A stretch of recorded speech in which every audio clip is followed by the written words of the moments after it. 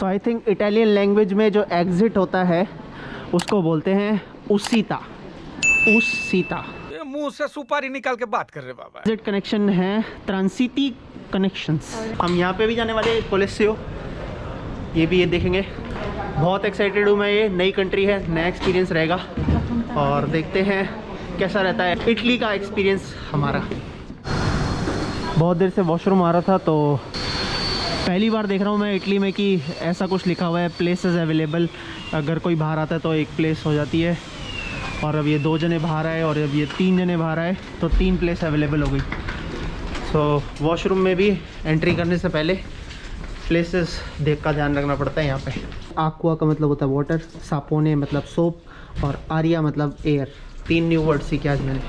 रितीरो बागागली मतलब baggage claim. मैं हूँ इटली में फाइनली, विश्वास नहीं होता। रोम एक्सप्लोर कर लिया तो मतलब बहुत ही बढ़िया मज़ेदार एक्सपीरियंस एक्सप्लोर कर लिया आपने इटली का।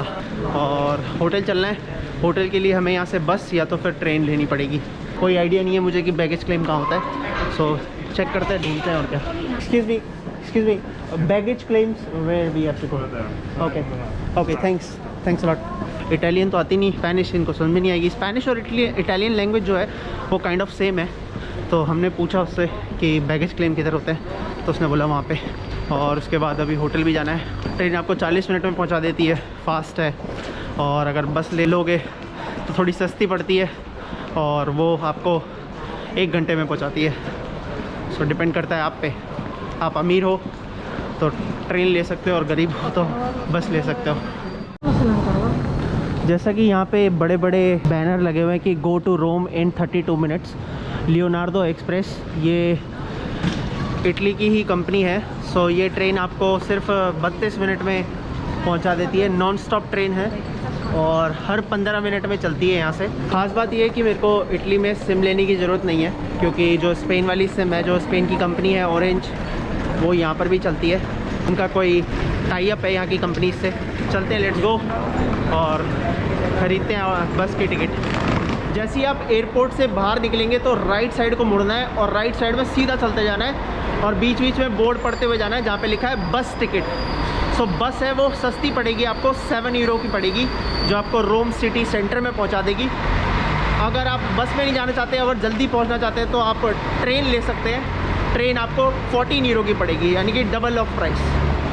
सो डिसाइड आप करें, आपको जल्दी पहुंचना है या आप पैसा बचा के थोड़ा लेट पहुंचना चाहते हैं। सो यहाँ पर है, देख सकते हो आप, ये है जहाँ से हमें टिकट ख़रीदनी है। लाइन में लग जाते हैं।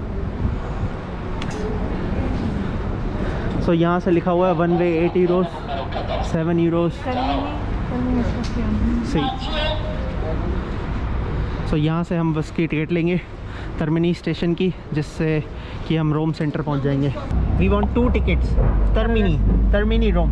16 euros, just 1 hour go and back. 1 Okay, 16 euros. मुझे ग्रासियस। तो ये टिकट हमने ले ली है। 10:30 बजे यहाँ से बस निकलेगी। 8 यूरो की टिकट पड़ी है और जो हमें ले जाएगी टर्मिनी स्टेशन। ग्रासियस। Termini, ¿verdad? Termini. ¿O más atrás? No, aquí. चलो टिकट।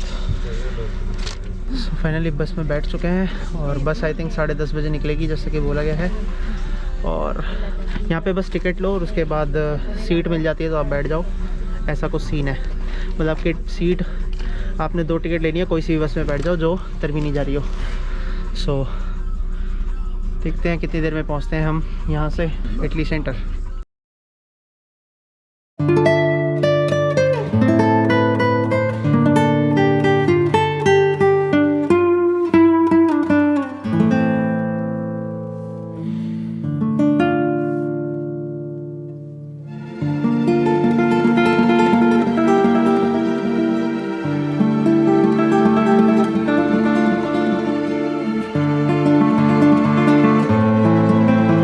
ये बस ने हमें स्टेशन टर्मिनी पे छोड़ा है और यहीं से ही 400 मीटर पे है हमारा होटल। सो हम होटल जा रहे हैं अभी फ़िलहाल। और ये आप पढ़ सकते हैं, यहाँ पे लिखा है एयरपोर्ट ट्रांसफ़र नंबर 2 नंबर 1। सो ये जो बस है जो एयरपोर्ट से आती है वो यहीं पे ही छोड़ती है आपको। ये देख सकते हो ये सारी एयरपोर्ट से आ रही हैं और यहाँ पे आप लिखा हुआ है bus stop number 1, bus stop number 2। और जब हम एयरपोर्ट से बाहर निकले तो कुछ चेक नहीं हुआ, इमिग्रेशन भी चेक नहीं हुआ, क्रॉस कोई स्टैंप नहीं लगी। मेरे को लगा स्टैंप लगेगी पासपोर्ट पे या कुछ देखा जाएगा, कुछ भी नहीं देखा। सो अभी होटल जा रहे हैं जल्दी से क्योंकि हमें जाना है कोलिसेओ। सो उसकी जो टिकट है हमने ऑनलाइन बुक कर ली थी, मैं वीडियो में लिंक डाल दूँगा आप लोगों के लिए। और 12:15 बजे का हमारा एंट्री का टाइमिंग है। सो उसमें लिखा हुआ है आप 15 मिनट पहले आओ, लेकिन अभी हम थोड़ा सा लेट हो गए क्योंकि बस वाला बहुत धीरे धीरे लेके आया। 45 मिनट में बस ने पहुंचा दिया और जो ट्रेन है वो आपको 30 मिनट में पहुंचाती है। सो अभी चलते हैं होटल। अगर कुछ खा पाए तो खा लेंगे, अगर नहीं खा पाए तो एक काम करेंगे, सीधा चलते हैं अपनी साइट सीइंग के लिए। एक गड़बड़ हो गई है यहाँ पे, मैकडोनल्ड्स में एंट्री करने से पहले आपको अपना कोविड का वैक्सीनेशन दिखाना पड़ता है। सो मैं वही निकाल रहा हूँ, कोशिश कर रहा हूँ दिख जाए, वरना आप अंदर नहीं जा सकते। सो अच्छी चीज़ है जो कि वैक्सीनेटेड हो तो ही आप अंदर मैकडोनल्ड्स में जा सकते हो।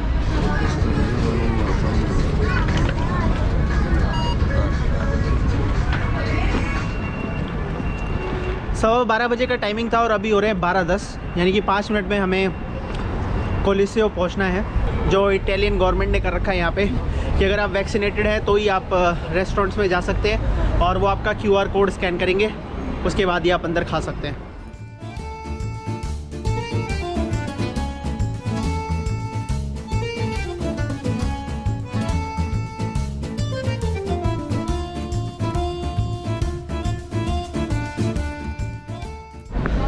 जैसा कि हर जगह आप राजस्थान चले जाओ, कहीं भी चले जाओ तो आपको गाइड्स मिल जाते हैं और पूछते हैं कि आपके पास टिकट है या नहीं है। मैं आपको दिखा देता हूँ अंदर जाके। ये लोग भी बाहर यही पूछ रहे थे, लेकिन हमने ऑनलाइन टिकट बुक कर रखी है, so we don't need that ticket. Traveller Sharma आ चुके हैं कोलेजियम देखने के लिए, जहाँ पे ग्लैडिएटर्स जो होते थे, यानी कि जो रोमन लोग थे जो उनकी लड़ाई होती थी, ये अंदर ही होती थी। चलते हैं अंदर और देखते हैं कि ये जो थिएटर है 823 के आसपास बना था वो कैसा दिखता है अंदर से। Let's go inside. यहाँ पे हो रहा है कंट्रोल चेक, अगर आप कुछ अंदर लेके जा रहे हैं। वैसे इस खाली बंजार जगह पे अंदर कोई लेके क्या जाएगा। सो कंट्रोल पास करते हैं और चलते हैं अंदर।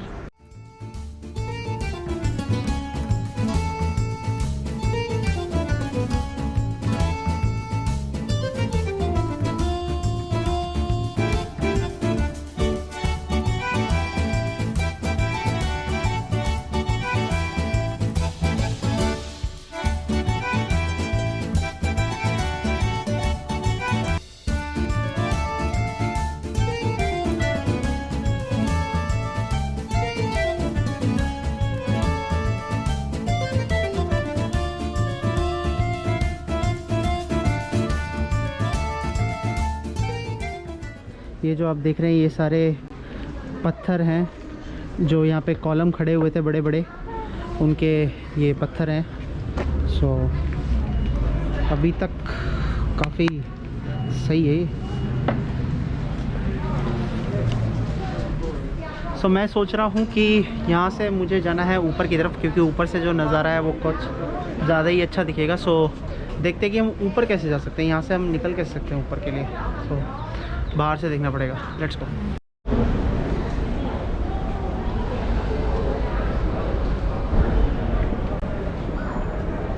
सो ये आर्कियोलॉजी के कुछ यहाँ पे स्टोन्स पड़े हुए हैं और दिखा रखा है कि ये कैसा दिखता था पहले और उसके बाद कैसा अब ये रह गया है। सीढ़ियाँ जा रही है यहाँ से ऊपर जाने के लिए। स्पेनिश में कोलेसियो बोलते हैं, जो कि ये रोमन एम्पायर द्वारा डिज़ाइन किया हुआ थिएटर है जहाँ पे ग्लैडिएटर्स की फ़ाइट हुआ करती थी। ये एंटरटेनमेंट के लिए था एक्चुअली, जो रोमन एरा था 823, 825, 70 AD में, यानी कि 80 AD में। सो यहाँ पे कुछ और भी स्टोन्स हैं मेरे सामने। ओ भाई थक गया, दिखाता हूँ मैं आपको। सो ये स्टोन है कोलेजियम के, काफ़ी सुंदर।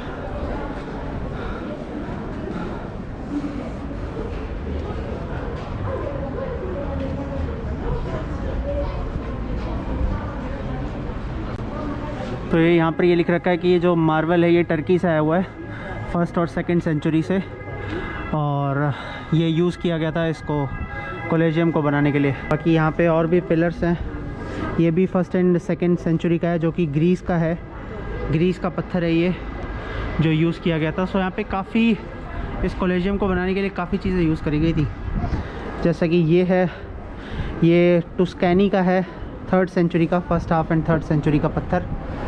उसके बाद यहाँ पे अलग अलग जगहों से लाए गए पत्थर हैं।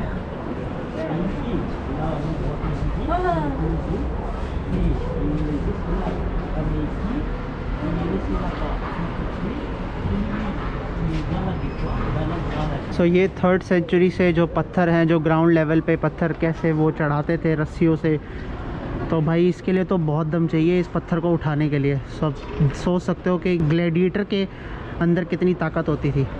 और अलग अलग तरह के जो मार्बल्स हैं, स्टोन्स हैं, वो उनके नाम लिखे हुए हैं, मार्सेलस, अबिंटेउस, रोमन टाइप के नाम है ये, फेलिक्स, पेसिफुलुस, पाउलिनुस, को बोलते हैं पेंटेलिक मार्बल। सो ये पेंटेलिक मार्बल है। अगर आपको अपने घर में ये मार्बल चाहिए फर्श पे तो कॉन्टैक्ट ट्रैवलर शर्मा, मैं यहाँ से इटली से भिजवा दूँगा आप लोगों के लिए।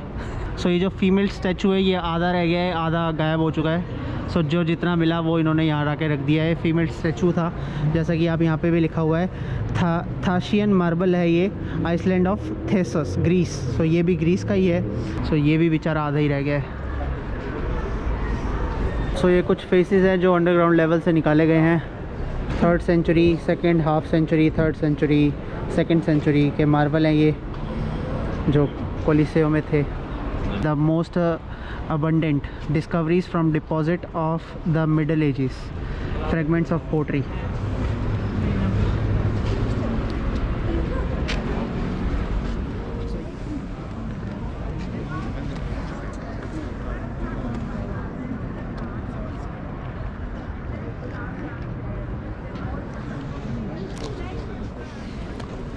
बहुत ही ज़बरदस्त, बहुत ही सुंदर बनाया हुआ है ये। मैं तो ये सोच के हैरान हूँ कि जब उस ज़माने में ये स्टार्ट किया था, जब टेक्नोलॉजी नहीं थी, कुछ भी नहीं था, तो ये जो भारी भरकम जो पत्थर हैं, मार्बल हैं, अलग अलग जो देश से लाए गए थे इसको बनाने के लिए, कैसे उन लोगों ने मेहनत करके रस्सी से चढ़ाए होंगे इतनी ऊपर तक, कितनी दम लगा होगा, कितना जान लगी होगी। सोच के ये अजीब सा लगता है।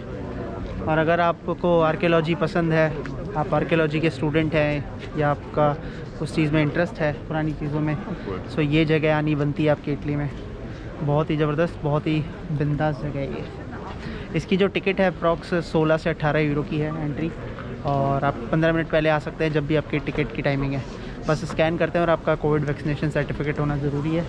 और कुछ नहीं, आप अंदर आओ और जब तक आप रहना चाहो रह सकते हो अंदर, और इन्जॉय कर सकते हो इस रोमन एम्परर के द्वारा बनाए हुए इस आलीशान डिज़ाइन को, जहाँ पे ग्लैडिएटर्स लड़ते थे। सो यहाँ पे एंटरटेनमेंट होता था एक तरह से, लोग यहाँ पे ऐसे ही खड़े होते थे पुराने ज़माने में, और यहाँ पे वो नीचे देखते थे उन ग्लैडिएटर्स को लड़ते हुए और इन्जॉय करते थे।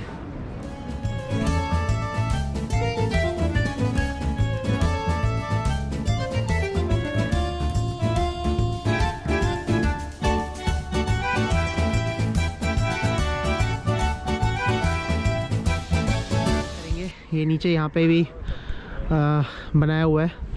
सो देखने लायक जगह है, लेकिन इतना भी मतलब ख़ास नहीं लगा मुझे ये। Cuando veían tanta sangre, por ahí vomitaban. सो लॉरा बता रही है कि ये जो डिज़ाइन है, ये जो ऐसे करके बनाया हुआ है जैसे आप देख रहे हैं, ये इसलिए था जस्ट बिकॉज़ जब आप इतना खून खराबा देखते थे, नीचे ग्लैडिएटर लड़ते थे, इतना खून खराबा होता था, तो ये वॉमिटिंग के लिए बनाया हुआ था।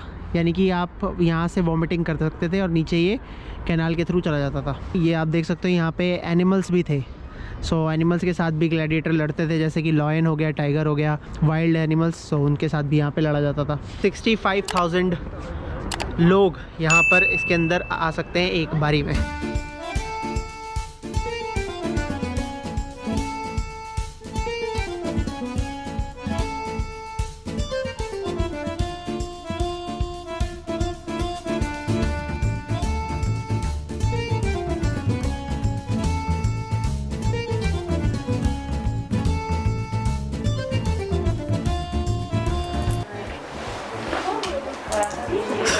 हे भगवान, मेरे जो भी व्यूवर्स हैं शेयर करें वो लोग वीडियोस।